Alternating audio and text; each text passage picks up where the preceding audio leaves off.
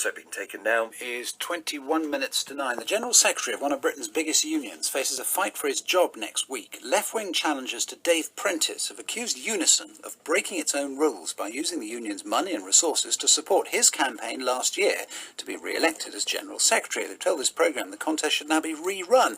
Our political correspondent Ross Hawkins is on the line, which, I mean, it sounds like quite a big deal, Ross.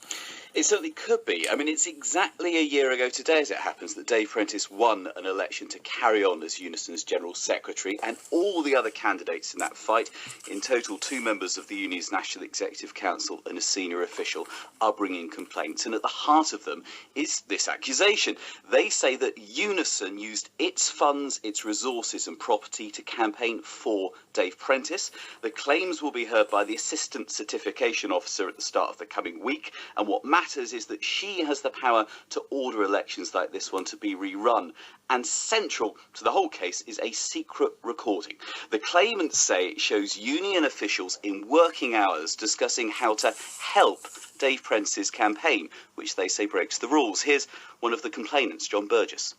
I put in the complaint because of that tape, and that tape resonated, certainly for me, on both a political and personal level. We've got almost 50 nominations here, so that is excellent, and thanks very much.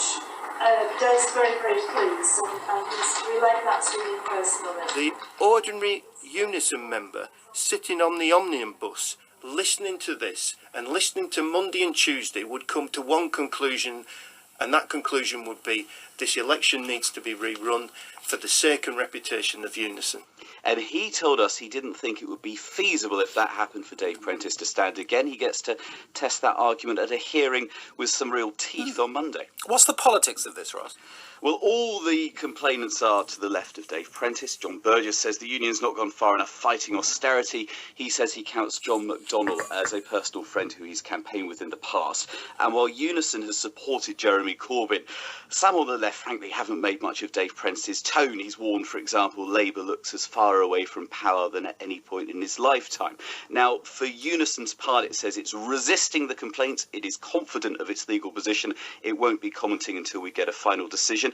And it's worth noting, I think, that Dave Prentice got almost half the vote at last year's 4-candidate election. But all of this going on, of course, at the same time as a contest to lead Unite gets underway. And you can see how the Labour Party's course over the coming months could be as affected potentially by trade union contests as battles between MPs. Ross Hawkins, thanks. Time now 18 minutes to 9. If Russia did use hacking